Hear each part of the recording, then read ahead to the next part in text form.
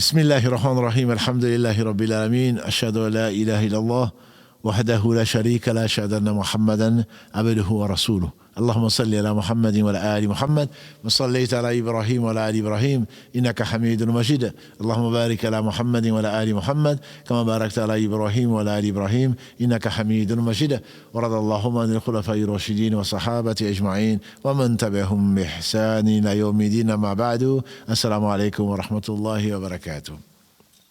Mes sœurs, mes frères, les louanges, les remerciements, les éloges n'appartiennent qu'à Allah. C'est le premier qui n'a pas de début, c'est le dernier qui n'a pas de fin, l'apparent, le dominant sur toutes choses.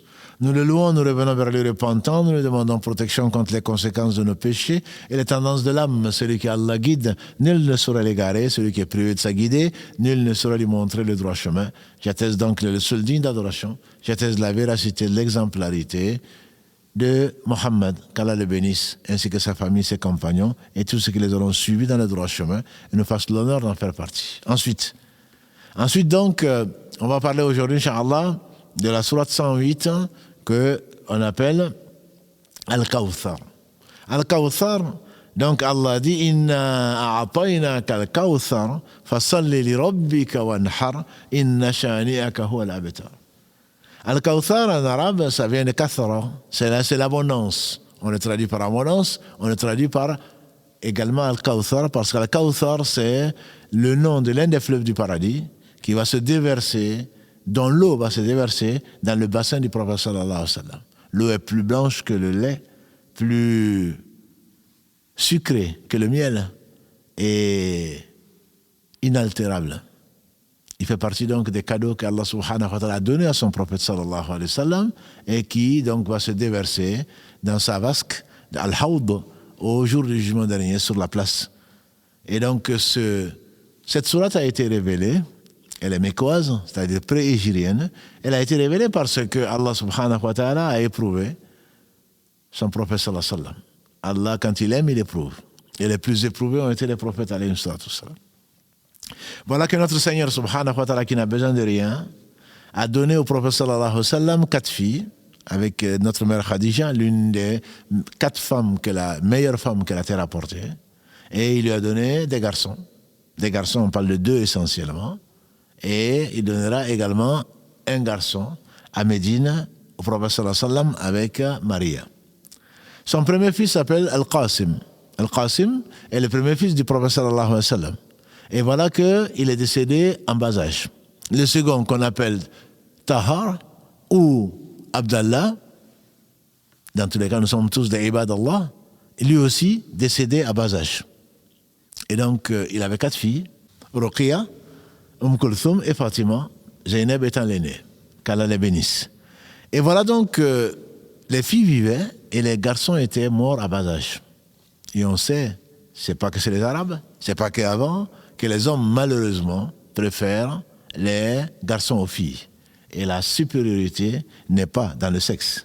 C'est Allah qui a créé. Il donne des filles à qui il veut, des garçons à qui il veut, des garçons et des filles à qui il veut, il rend certains stériles. Et c'est probablement le meilleur pour eux, puisque Allah sait ce qui n'est pas, si ça avait été ce que ce serait. Donc ce Seigneur a rappelé les enfants, les fils de Khadija à bas âge. Les Quraysh négateurs étaient contents. Ils ont dit, mais celui qui n'a pas de fils n'a pas de trace. Il n'a pas de trace. Dans la mesure où après, ses filles vont être mariées dans d'autres familles. Donc ce ne serait plus sa famille, il n'aura plus de famille, il va disparaître. D'un point de vue honneur, d'un point de vue nom, etc. Et donc ils ont dit qu'il est abtar. Abtar, ça veut dire coupé. En arabe, abtar, c'est coupé. Inna shani'aka huwa al-abtar, celui qui te déteste, c'est lui le coupé. Et donc Allah lui dit, on lui dit, tu es sans trace. Bien entendu, c'est un humain, ça peut lui faire mal. Et la sagesse d'Allah a dicté cela. En effet, déjà que certains adorent les petits-fils du prophète sallam, adorent sa fille Fatima, adore son cousin Ali, que dire alors si Allah subhanahu wa ta'ala avait laissé un homme après le prophète sallam? Allah dit dans la sourate 33, Mohammed n'est le père d'aucun de vos hommes. Il n'a pas dit aucun de vous. Min rijalikum. Allah sait, il est parfait. Il n'est le père d'aucun des hommes. C'est-à-dire qu'ils n'ont pas atteint l'âge de la puberté. Ils sont tous décédés qu'Allah le mette au paradis avec Ibrahim, ils sont tous décédés à bas âge. Et donc Allah subhanahu wa ta'ala a voulu que le prophète sallam ne laisse pas de garçon pour une sagesse que lui seul sait. Il a laissé 4 filles merveilleuses que l'on respecte, mortes toutes musulmanes, alhamdulillah, radiyallahu ta'ala, anhun, ajma'in. Et donc, puisqu'il se moquait de lui, Allah subhanahu wa ta'ala a répondu directement. Il a défendu son prophète sallam. Inna Allah yudafi' anil ladina amanu. C'est Allah qui défend les croyants. Les croyants n'ont même pas besoin de se défendre. C'est Allah qui défend les croyants. Et notamment le meilleur d'entre eux, qui est Muhammad sallallahu alayhi wa sallam. Et ils ont dit qu'il était coupé. Il n'a pas de trace. Allah dit, ne t'afflige pas. Réjouis-toi. Inna a'tainaka al-kawthar. Nous t'avons accordé al-kawthar, l'abondance même. L'abondance même. Et c'est également le nom du fleuve, comme on l'a dit, un des fleuves du paradis. Fasalli li rabbika, ne calcule pas, comme diraient les jeunes, ne les calcule pas. Prie ton Seigneur. Fasalli li rabbika, que pour ton Seigneur, wanhar, et sacrifie. Le nahr, c'est le sacrifice du chameau. Le chameau, on ne l'égorge pas, puisqu'il a un très long cou, et on le pique plutôt dans la veine jugulaire. C'est ce qu'on appelle le nahr. Et quand dabh, ça c'est que ce soit la race bovine ou la race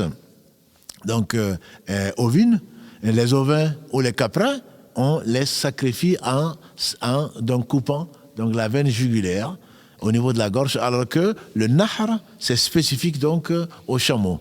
Fasalli li rabbika wanhar. Effectivement, le prophète sallallahu alayhi wa sallam a sacrifié donc des chameaux, notamment pendant son pèlerinage d'adieu, où il a sacrifié de ses propres mains, sallallahu alayhi wa sallam, 63 chameaux, et il a laissé le reste être sacrifié sur les 100 au total, le reste donc par Ali ibn Abi Talib, qui les a sacrifiés donc pour Allah subhanahu wa ta'ala, et les 100 chameaux ont été sacrifiés pour la communauté du prophète sallallahu alayhi wa sallam, comme il a dit, alayhi salatu wassalam, ça c'est pour ma communauté. Fasalli li rabbika wanhar, donc prie pour ton Seigneur subhanahu wa ta'ala et sacrifie. Inna shani'aka huwa al-abtar, celui qui te déteste, celui qui n'aura pas de trace. Allah donc a assuré que celui qui n'aime pas le prophète sallallahu alayhi wa sallam, celui qui déteste le prophète sallallahu alayhi wa sallam n'aura pas de trace, ni dans ce bas monde, ni dans l'au-delà. C'est pour cela le console. Ça console également les gens qui croient en lui et qui savent que c'est le meilleur des hommes et que on ne peut pas, qu'il le veuille ou pas, Allah a élevé son nom. Allah lui a donné ceci au paradis, mais dans ce bas monde même, on ne dit pas, Allah a associé le nom de Muhammad sallallahu alayhi wa sallam à lui-même. Quand on dit Ashhadu an la ilaha illallah, on rajoute wa ashhadu anna Muhammad rasulullah. De par le monde, n'en déplaise aux ennemis d'Allah, on élève le nom d'Allah dans les différentes mosquées et on élève le nom du prophète Muhammad sallallahu alayhi wa sallam partout dans le monde. Ashhadu an la ilaha illallah, ashhadu anna Muhammad rasulullah sallallahu alayhi wa sallam. Donc voilà une consolation, Allah leur dit, si ici tu n'es pas considéré, au paradis tu es considéré. Dans l'au-delà, nous allons t'honorer, comme on le sait et comme on le verra, inchallah. Dans l'au-delà, Allah va honorer celui qui l'a considéré, celui qui l'a fait de lui plutôt le meilleur homme que la terre a porté. Par conséquent, ne t'afflige pas, que tu ne sois pas important aux yeux des gens, aux yeux d'Allah, tu es très important, ya Muhammad. Pas que Allah n'a pas besoin de toi, bien sûr, tu n'es qu'un homme. Et tu n'es qu'une faveur, c'est une miséricorde pour les univers, grâce à Allah. Mais c'est pas parce que les gens te traitent de ceci et de cela, ma soeur, c'est pas parce que les gens te traitent, mon frère, d'extrémiste et de ceci et cela, tant que tu le fais pour Allah, et grâce à Allah, et par Allah, sois rassuré, et que certainement tu n'es pas ce que les gens pensent, tu seras bien meilleur, qu'Allah nous accorde le meilleur dans l'au-delà, et qu'il nous donne un paradis dans nos cœurs, notamment dans ce moment, notamment sa satisfaction et le contentement de notre lot. Qu'Allah soit béni, et il l'est, et qu'il bénisse Mohammed, sa famille, ses compagnons, tous ceux qui les auront suivis dans le droit chemin, nous fassent l'honneur d'en faire partie. Wassalamu alaikum wa rahmatullahi wa barakatuh.